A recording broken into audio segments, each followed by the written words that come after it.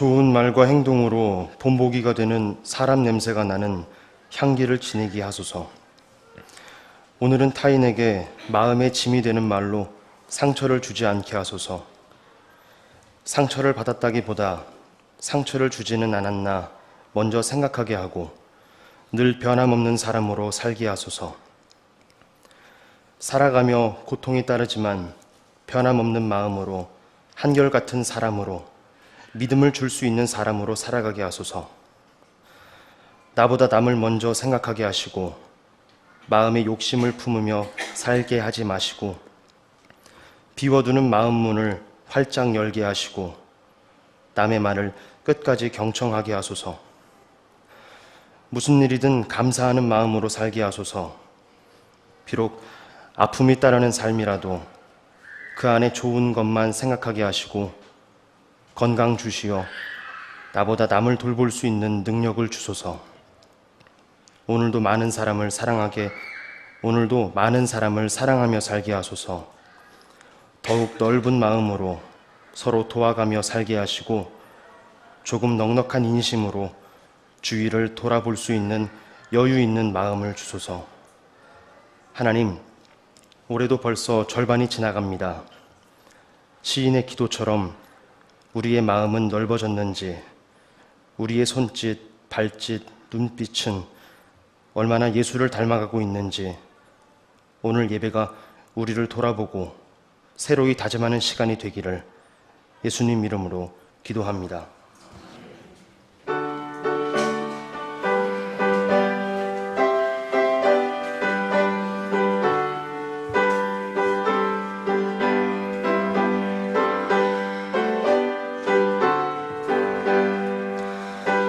성령이여 강림하사 나를 감하시고 애통하며 회개한 맘 충만하게 하소서. 예수여 비오니 나의 기도 들으사 애통하며 회개한 맘 충만하게 하소서. 성령이여 강림하사 그 신권능 주소서. 원하옵고 원하오니 충만하게 하소서. 예수여 비오니 나의 기도 들으사 애통하며 회개한 맘 충만하게 하소서. 힘이 없고 연약하나 엎드려서 비오니 성령 강림하옵소서. 충만하게 하소서. 예수여 비오니 나의 기도 들으사 애통하며 회개한 맘 충만하게 하소서. 하고 위로하사 복을 받게 하소서. 무한 감사합니다. 예수여 비오니 나의 기도 들으사 애통하며 회개한 맘 충만하게 하소서. 아멘.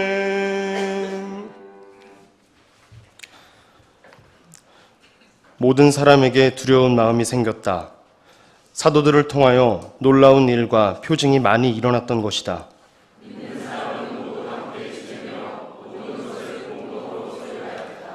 그들은 재산과 소유물을 팔아서 모든 사람에게 필요한 대로 나누어 주었다.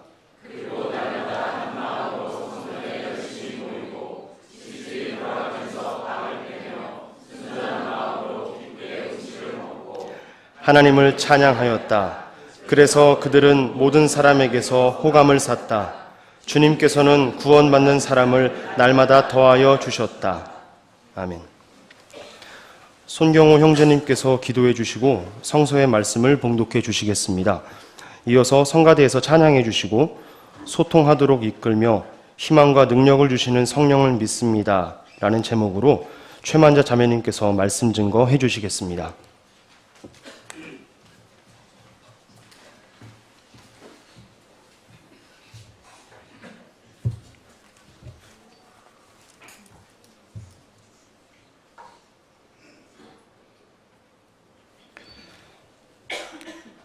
하느님, 해마다 6월이면 이 땅에서 일어났던 슬픈 기억들이 저희를 아프게 합니다.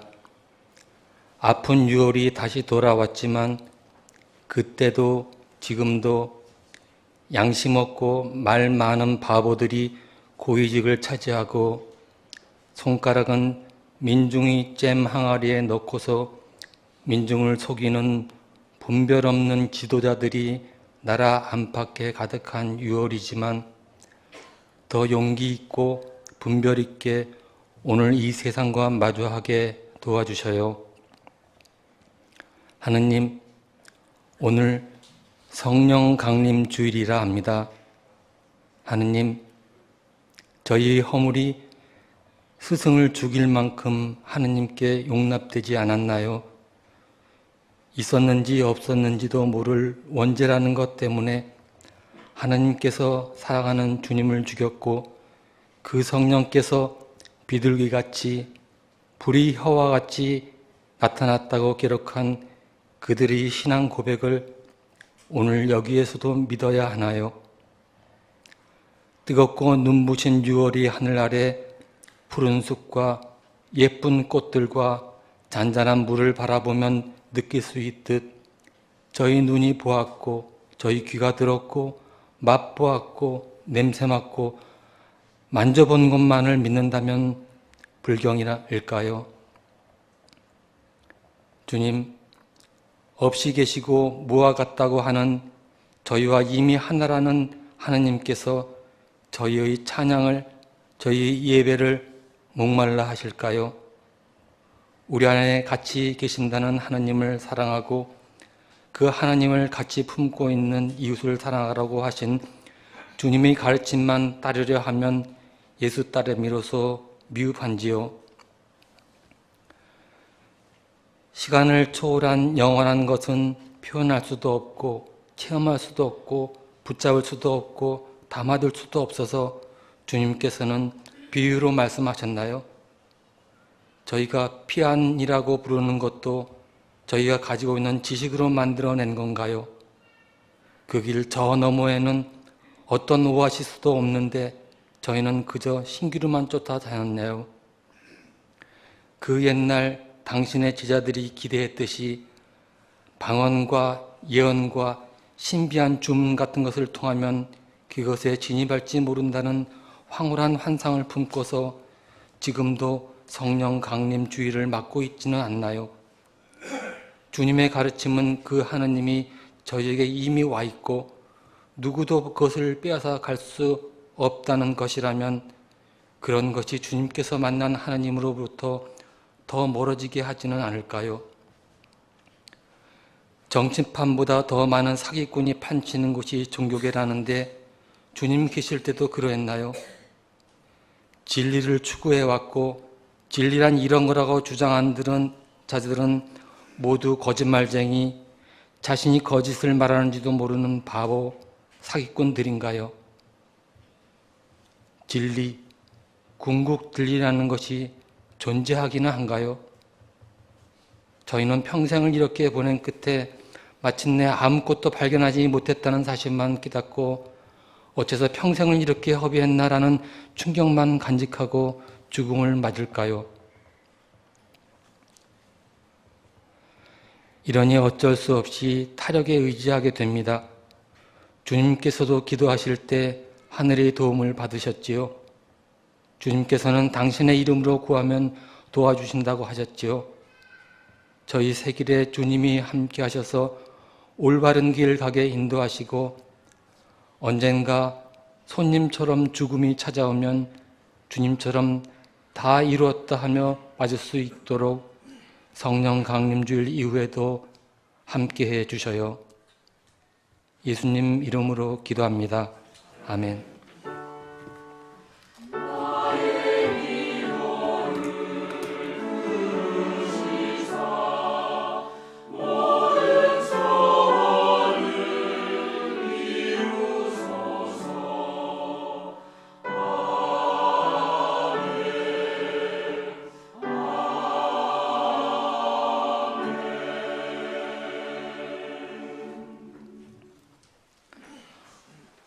오순절이 되어서 그들은 모두 한 곳에 모여 있었다. 그때 갑자기 하늘에서 세찬 바람이 부는 듯한 소리가 나더니 그들이 앉아있는 온 집안을 가득 채웠다. 그리고 불길이 솟아오를 때 혓바닥처럼 갈라지는 것 같은 혀들이 그들에게 나타나더니 각 사람 위에 내려앉았다. 그들은 모두 성령으로 충만하게 되어서 성령이 시키시는 대로 각각 방언으로 말하기 시작하였다.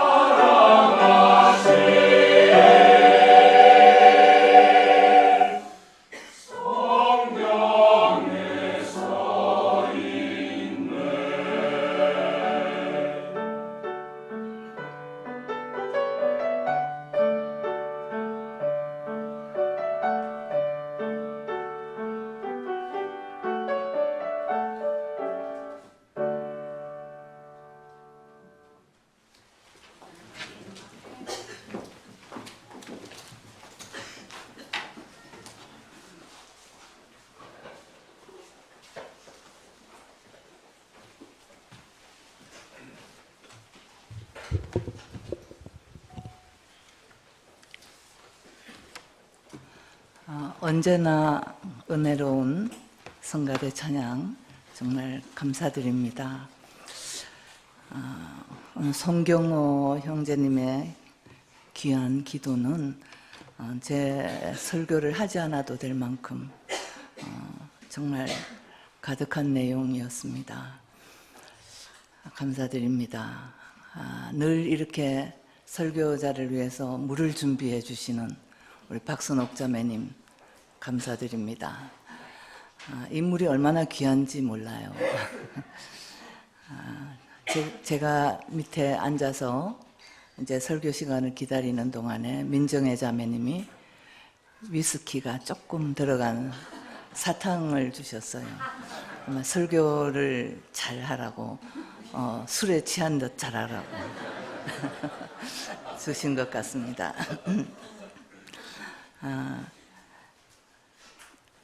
사실 오늘같이 우리가 세길교회에서 성령을 많이 이야기한 날은 별로 없었던 것 같죠.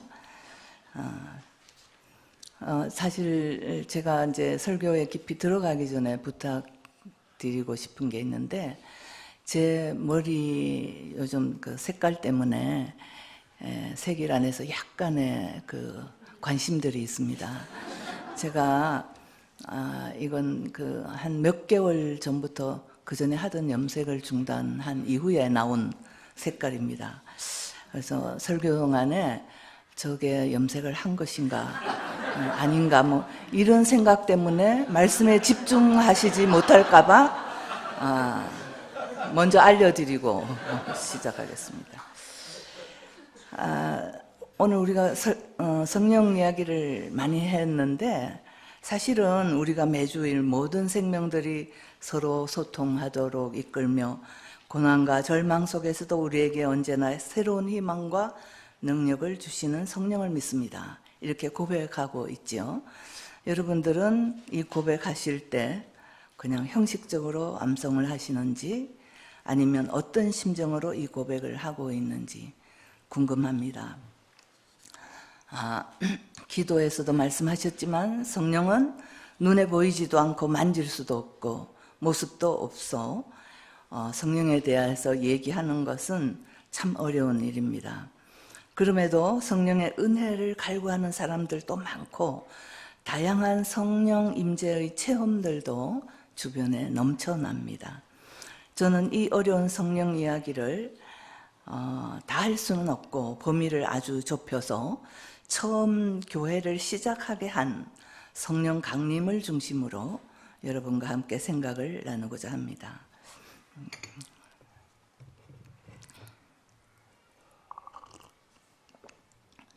신약성서 사도행전 2장 전체에 기록되어 있는 성령 강림의 사건은 이렇습니다.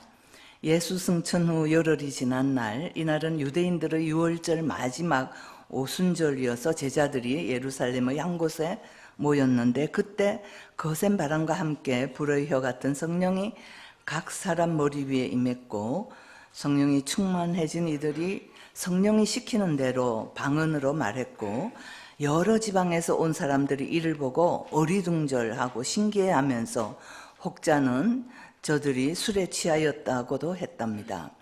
이때 베드로가 설교하기를 이들이 술에 취한 것이 아니라 주의 마지막 날에 구원의 은혜를 얻은 것이라 하면서 요엘서 2장 28절부터 32절을 인용하여 그 마지막 날에 하나님의 영을 모든 사람에게 부어주어 주님의 이름을 부르는 사람은 구원을 얻을 것이라는 종말론적 사건이 일어난 것이다. 이렇게 설교했습니다.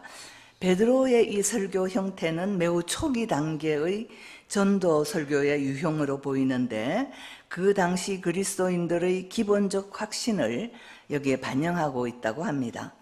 즉 예수의 생애를 알리고 그의 죽음, 부활이 구약 성서가 약속한 계시의 성취이며 예언자들이 예언한 메시아가 바로 예수임을 시편들을 근거로 증명하고 있습니다.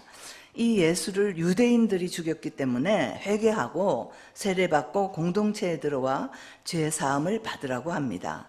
이 베드로의 설교를 받아들인 사람들이 세례를 받고 신도의 수가 약 3,000명이나 되었고, 그들은 사도들의 가르침에 몰두하며 서로 사귀는 일과 빵을 떼는 일, 기도에 힘썼고, 또 새롭게 출발한 공동체는 함께 지내며 모든 것을 공동으로 소유하였다고 하며 재산과 소유물을 팔아서 모든 사람에게 필요한 대로 나누어 줬고 모자람이 없었다는 겁니다.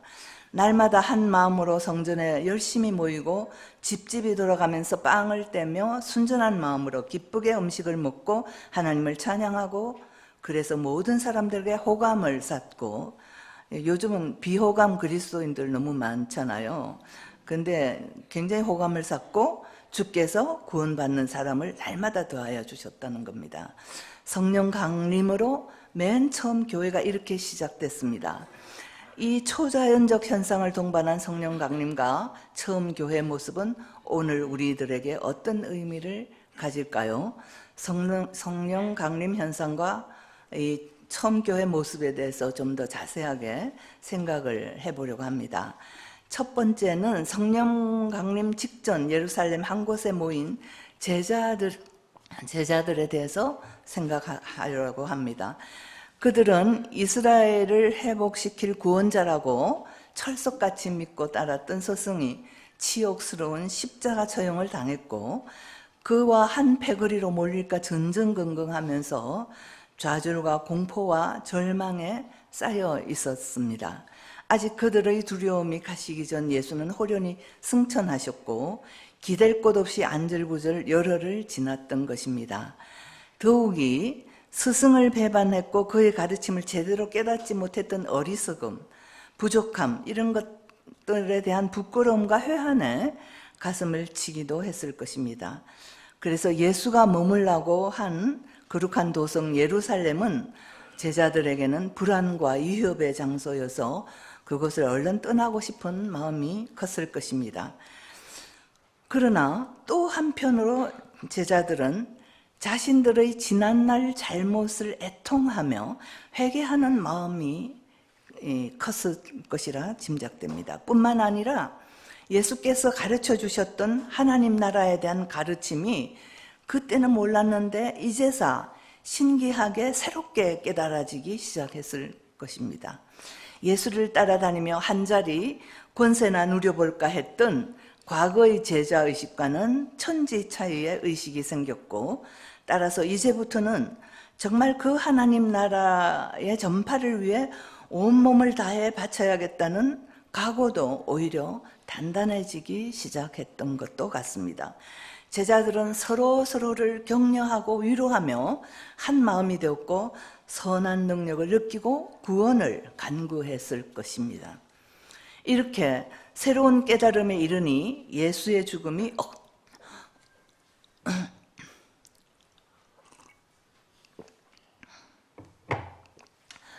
억울한 죽음임을 직시하게 되었고, 오히려 이 예수가 구약에서 계시한 메시아임을 증거해야겠다는 사명이 생겼습니다. 학자들은 이 베드로 설교 내용에 예수가 구약에서 예언한 메시아란 증거를 찾기 위해서 많은 노력을 한 흔적이 있다고 합니다. 이런 열정의 마음이 점차로 커가던 그들에게 불같은 성령이 강림하였고, 저들은 용기와 능력을 가진 존재로 새롭게 태어나게 되었습니다.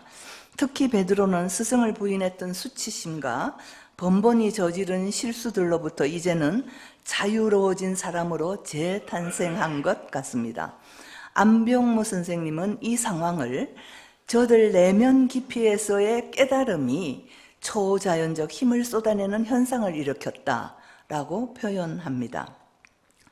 하늘의 힘은 우리의 간절함과 절박함 안으로 들어오는 것인 것 같습니다.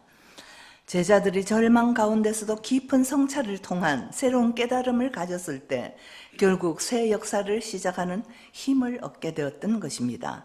성령이 임하였다는 것은 하나님의 영이 분명한 형태로 우리 역사 속에 들어왔고, 이 부족한 제자들을 통해 인류사를 다시 시작했다는 사건입니다. 이제 제자들은 더 이상 부끄럽고 부족한 자들이 아니라 성령의 힘 안에서 새 역사를 이루는 일꾼이 되었고, 성령은 그리스도 교회의 삶과 성장과 그 방식을 이끄는 힘의 원천이 되었습니다. 우리 내면과 하늘의 힘이 함께 통합되고 있는 시점입니다. 여기서 저는 성령 강림의 원동력을 제자들의 뉘우침과 깨우침이었다, 이렇게 생각합니다. 다시 말해 성령은 일방적으로 하늘에서 내려오는 것이 아니라 우리들 내면에서 새로워지고자 하는 힘과의 만남에서 이루어진다는 사실입니다. 교회는 이렇게 시작되었고, 예수의 하나님 나라 운동의 사역은 역사 안에 있는 교회의 사명이 되었던 것입니다.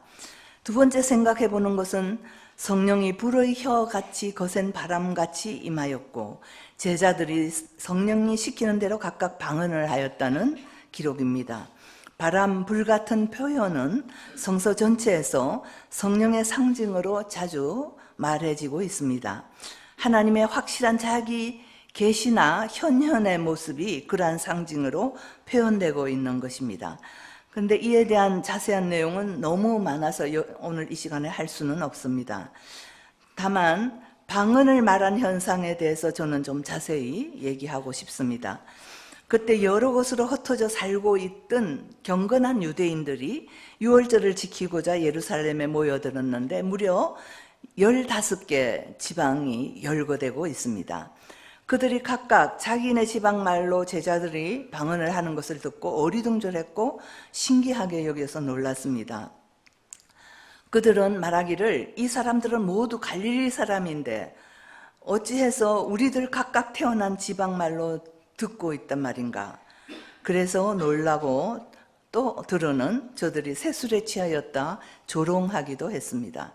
이 방언 현상에 대해서 제가 깊이 생각하고 싶은 것은 성령의 강림은 곧 방언 체험과 신유 은사를 받는 것이라는 이해가 한국 교회 안에 너무 팽배해 있기 때문입니다. 성령을 받았다 하면 곧 방언의 은사를 받는 것으로 연결시키고 또 방언 받기를 열광적으로 강구하고 방언 받기 위한 훈련을 하는 등 방언에 극도로 집착하는 현실이 허다하여 방언에 대한 오해와 혼란을 증폭시키고 있기 때문입니다. 더구나 방언을 받았으니 하늘의 권력을 가지게 됐다라는 등의 생각들이 난무하는 것은 안타까운 일입니다.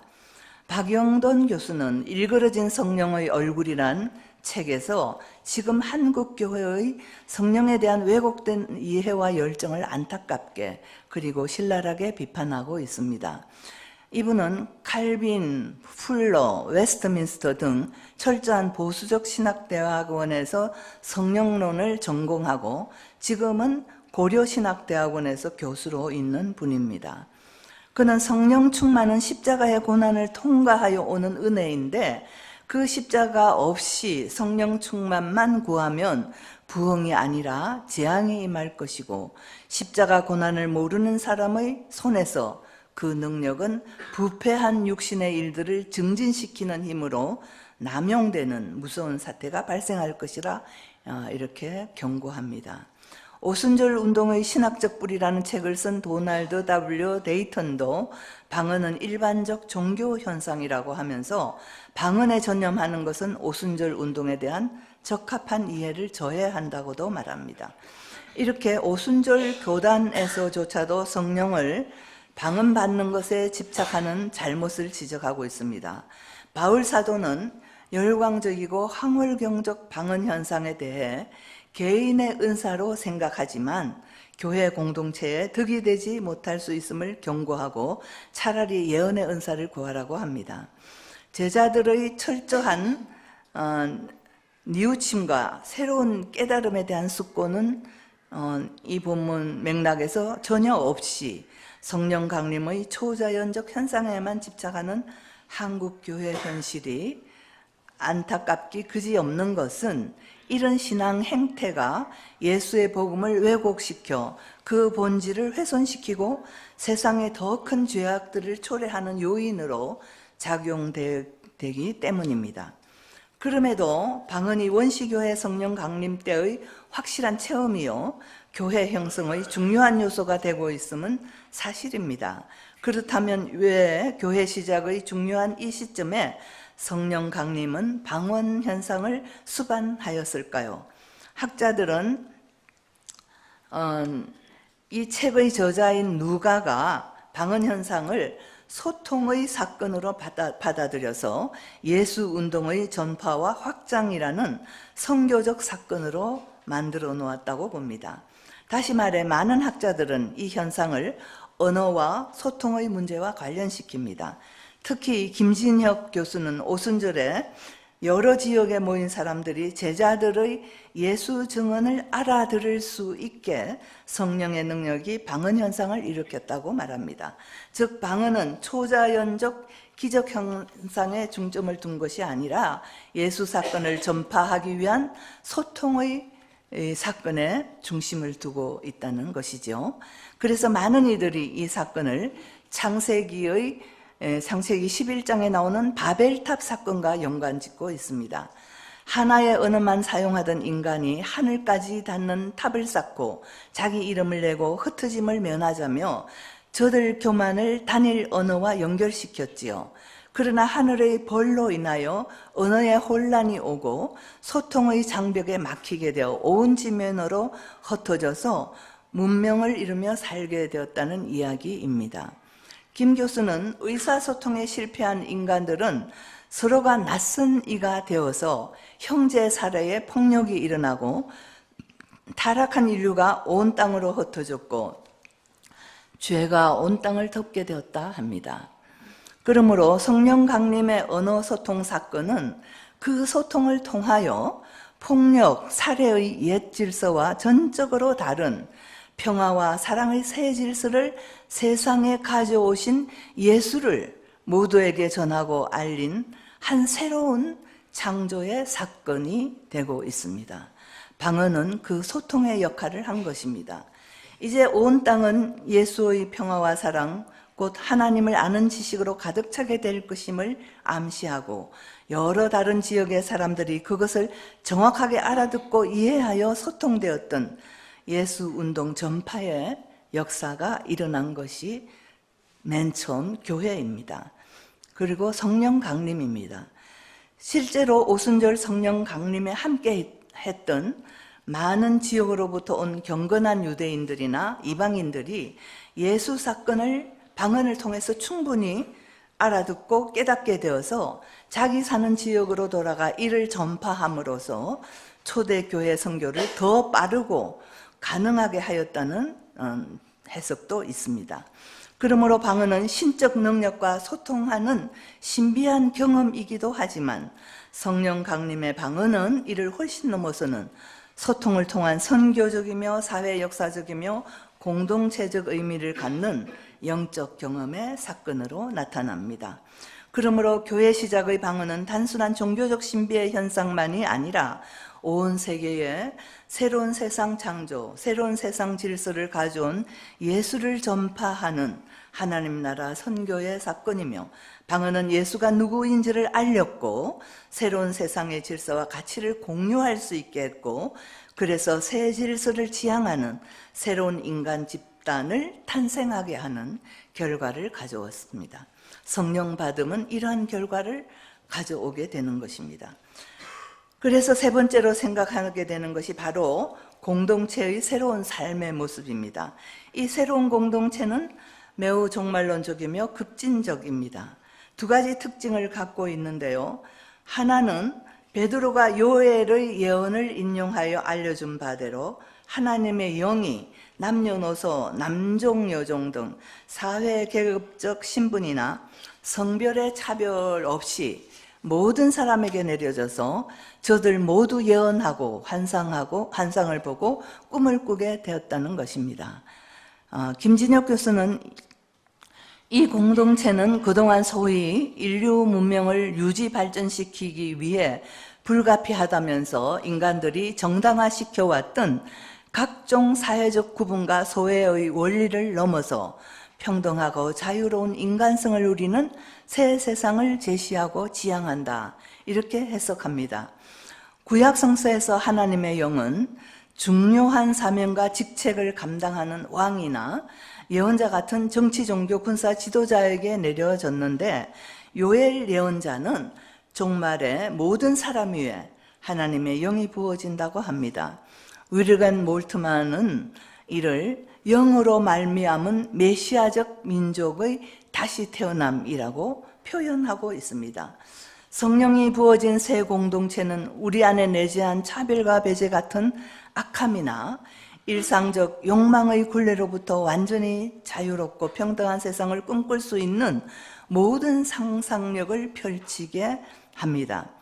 차이를 만드는 폭력의 세상 질서로부터 벗어나 차이를 없애는 평화의 세상을 만드는 세상으로 살아가는 것이 성령을 받은 새 공동체의 특징입니다. 하나님의 영은 메시아적 세상을 이루는 선한 능력, 선한 힘으로 우리 안에, 공동체 안에 함께하는 것입니다. 또 하나 특징은 바로 공동 소유 형태의 삶입니다. 성령을 받아 시작한 공동체의 삶은 공동생활과 물질을 공유하는 모습으로 경제적으로 궁핍한 형제 자매들과 모든 것을 나누어 쓰고 자기 소유를 주장하지 말라고 합니다.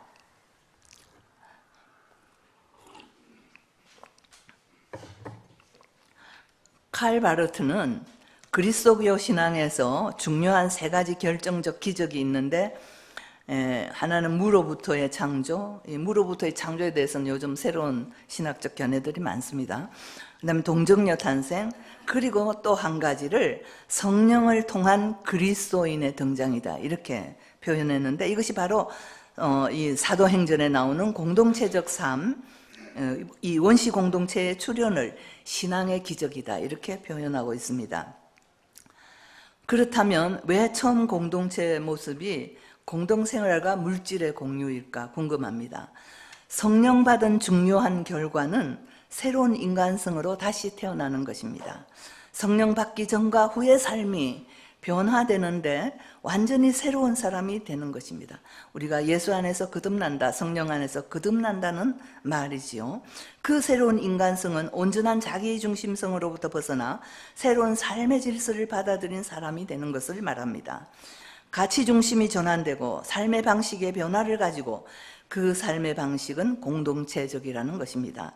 성령 강림은 개인중심주의를 넘어선 공동체적 인간으로 나아가게 하였습니다.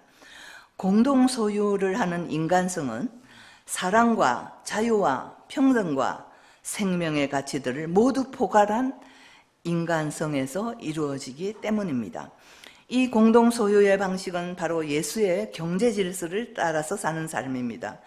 예수를 만난 삭개오는 토색한 것이 있으면 4배를 갚겠다 해서 새 사람이 됩니다. 부자 청년이 율법을 다 지켰다 했을 때 예수께서 가진 재산을 팔아 가난한 자들에게 나눠주고 나를 따르라고 했을 때 이 청년은 근심하고 떠났다 했습니다. 예수의 경제 질서는 마태복음 20장 포도원 일꾼의 품삯 이야기에서 더욱 확실하게 보여지는 것 같습니다. 건강하고 집도 가깝고 자유로운 사람은 아침 일찍 일터로 나갈 수 있지요. 그러나 몸이 불편하다거나 집의 교통이 불편한 먼 외진 곳에 산다거나 아침에 식구들 밥 챙겨주고 아이들 유치원 보내고 학교 보내고 병든 부모님 식사 종일 지낼 조건들을 챙겨놓고 이런 여성들에게는 일찍 일터에 나갈 수가 없습니다. 오후에나 겨우 일하러 나갈 수 있을까요? 그런데 예수는 모두에게 똑같이 하루를 살아갈 품삯을 지불해야 한다고 했습니다. 성서의 사상은 가난한 자에 대한 배려와 돌봄, 약자 우선의 생활 조건을 만드는 것을 율법의 중심이요 복음의 중심으로 선포하고 있습니다. 그것은 기독교 신학적 윤리적 중심 주제입니다. 다 함께 더불어 잘 사는 세상을 지향해야 합니다. 마태복음 25장에는 가난한 자, 갇힌 자, 병든 자, 목마른 자들과 예수 자신을 동일시합니다. 사실 이런 이야기들은 가톨릭에서도 개신교에서도 매우 불편한 것이고 심지어는 종북이나 공산주의라는 프레임에 더 씌워집니다. 오늘의 한국 교회와 박정희 후예들을 저는 공산주의 포비아들이다 이렇게 말하고 싶습니다. 혁명이 아닌 자발적인 형태로지만 경제의 공유 형태를 시작한 그리스도교가 공산주의를 맹년을 비난하는 것은 성서도 너무 모르고 그리스도인이라는 자신도 너무 모르는 것을 스스로 폭로하는 것일 것입니다. 한국 교회는 성서도 예수와도 상관없는 집단이 되어가고 있습니다. 레시피의 주교 돔 헬더 감이라는 말하기를 가난한 이에게 먹을 것을 주면 사람들은 나에게 성자라고 박수를 친다. 하지만 왜 가난한 이가 먹을 것이 없는가를 질문하면 나에게 공산주의자라고 소리치기 시작한다고 했습니다. 이는 바로 한국 교회의 현실이기도 하고 한국 교회는 먹을 것을 주는 것조차도 종북이라고 비난합니다.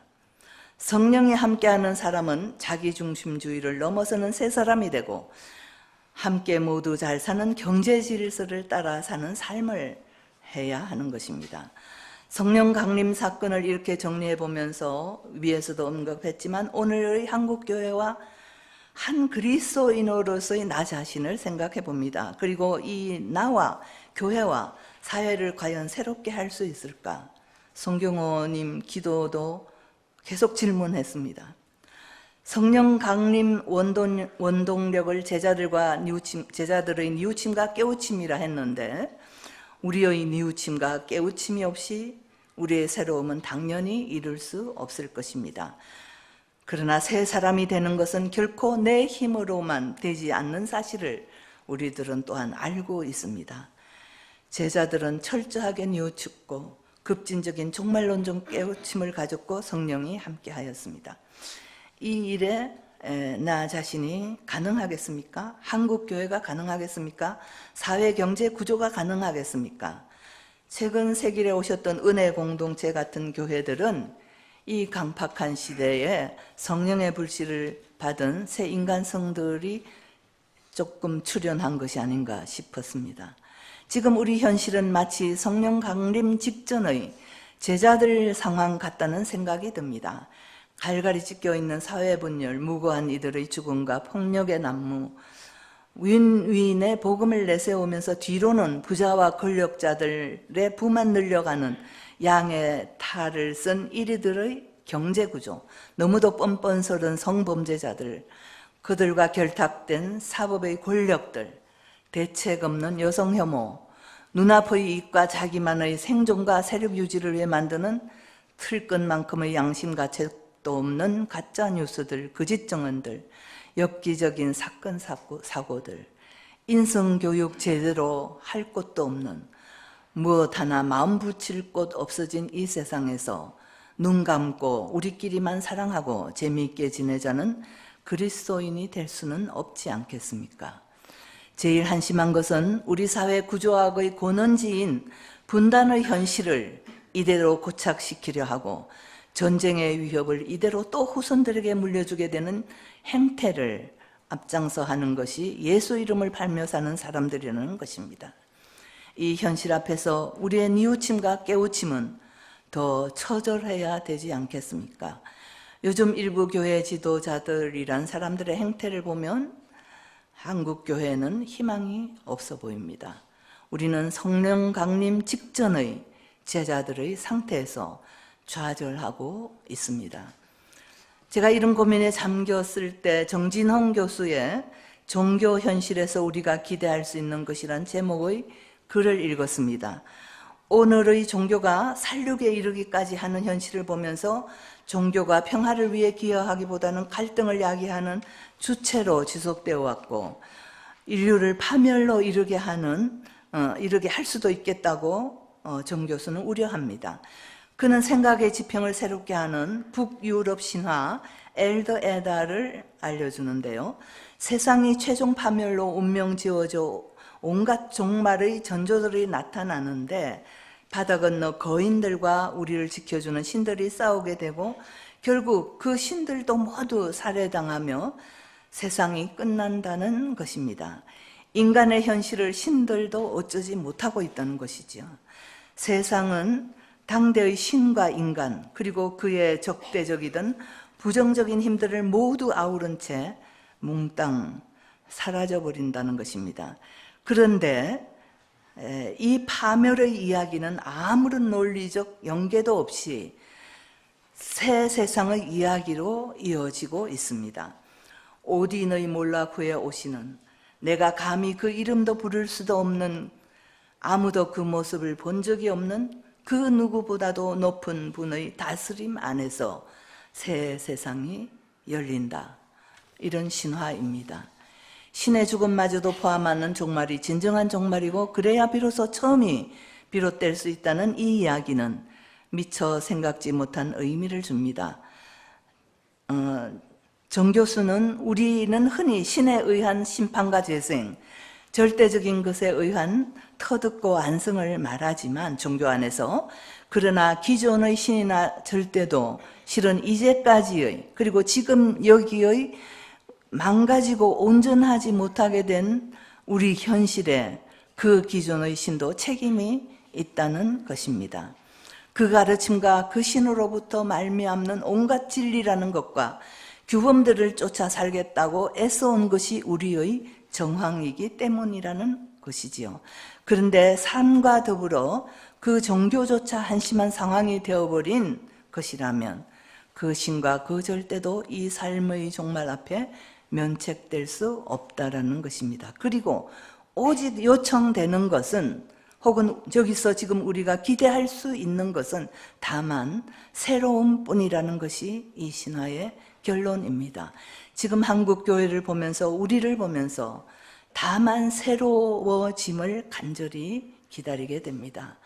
성령 강림 직전 무력과 좌절에 빠져 있는 우리들에게 뉘우침과 깨우침을 주는 선한 능력으로, 정의로운 능력으로 완전히 새롭게 하는 성령의 강림을 간절히, 정말 간절히 기다리게 되는 오늘 오순절입니다. 신화는 그렇게 끝난다 하더라도 우리는 이렇게 기도하겠습니다. 성령이여 완전한 새로움으로 우리 곁에 오셔서 우리를 감싸주시고 절망 속에 있는 우리에게 새로운 희망과 능력을 주소서. 예수 이름으로 기도드립니다.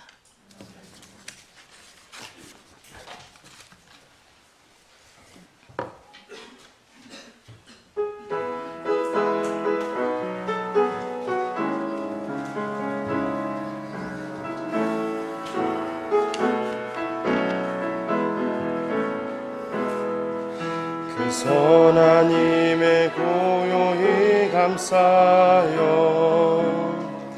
그 놀라운 평화를 누리며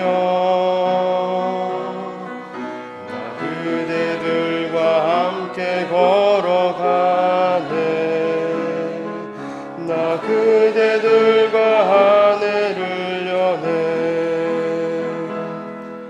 지나가 너물 어둠의 날들이 무겁게 내 영혼 짓눌러도 오 주여 우릴 외면치 마시고 약속의 구원을 이루소서. 그 선하님이 우릴 감싸시니 믿음으로 일어날 일 기대하네. 주 언제나 우리와 함께 계셔. 하루 또 하루가 늘 새로워. 주께서 밝히신 작은 촛불이 어둠을 헤치고 나올 때 이제 우리 모두 하나 되어 오늘의 비추게 하소서. 그 선하님이 우릴 감싸시니 믿음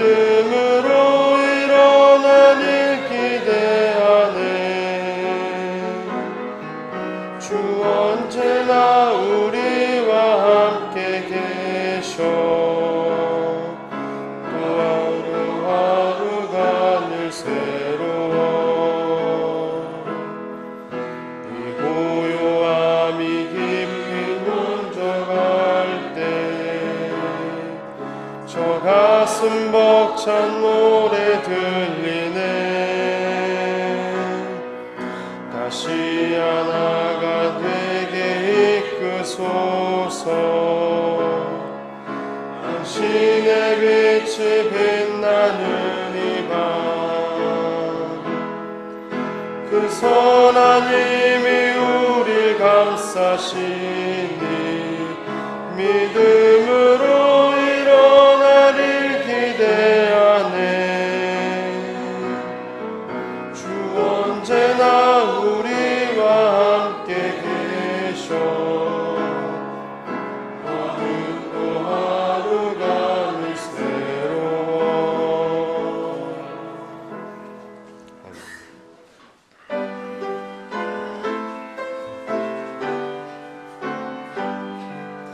나의 보호와 들으리니 주여 받아주셔서 하늘 나라 위하여 주 뜻대로 쓰소서.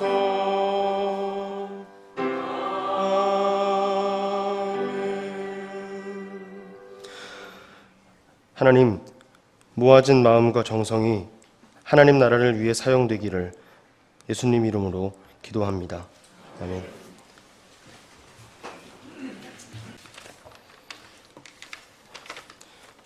이웃을 위한 기도 시간입니다. 저희 주보에도 늘 기재되어 있는데요. 오늘은 몸과 마음이 아픈 교우들의 회복과 또 그 곁에 있는 가족과 친구들의 일상을 위해서 함께 기도했으면 좋겠습니다. 함께 기도하겠습니다.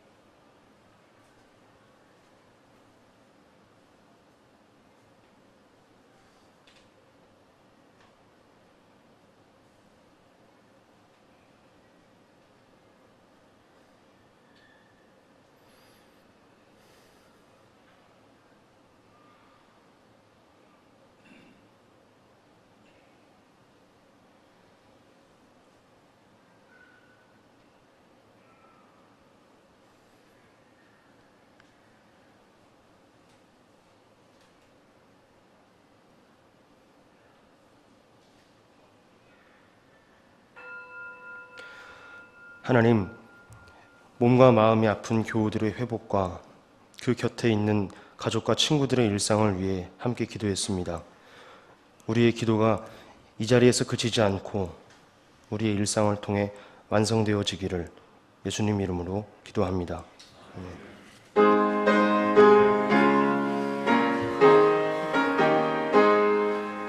진리와 생명 되신 주, 이 몸을 바치옵니다. 믿음과 소망 사랑에 한 마음 되게 하소서. 아멘. 함께 세길 신앙을 고백하겠습니다. 우리는 우주 만물을 창조하시고 역사를 주관하시며 품어 인도하시는 하나님을 믿습니다. 우리는 모든 악으로부터 우리를 해방하여 새 사람으로 일으켜 주시는 예수 그리스도를 믿습니다. 우리는 모든 생명들이 서로 소통하도록 이끌며 고난과 절망 속에서도 우리에게 언제나 새로운 희망과 능력을 주시는 성령을 믿습니다. 우리는 교회가 예수 그리스도의 십자가와 부활에 동참하고 자매 형제들이 사랑의 교제를 나누는 신앙 공동체임을 믿으며 창조의 보전과 완성을 위해 인간의 생명과 존엄을 지키기 위해 하나님의 정의와 평화의 실현을 위해 우리의 삶을 바칩니다. 우리는 자신을 비우고 고통받는 모든 생명의 이웃이 되어 하나님 나라 복음을 위해 헌신하기로 다짐합니다. 아멘. 하나님, 이번 한 주 동안도 성령과 더불어 평화를 이루어 가는데 서로에게 기댈 수 있는 비빌 언덕이 되기를 예수님 이름으로 기도합니다. 함께 주기도문 하겠습니다. 이름이 거룩히 여김을 받으시오며 나라가 임하시오며 뜻이 하늘에서 이루어진 것 같이 땅에서도 이루어지이다. 오늘 우리에게 일용할 양식을 주시옵고 우리가 우리에게 죄 지은 자를 사하여 준 것 같이 우리 죄를 사하여 주시옵고 우리를 시험에 들게 하지 마시옵고 다만 악에서 구하시옵소서. 나라와 권세와 영광이 아버지께 영원히 있사옵나이다. 아멘.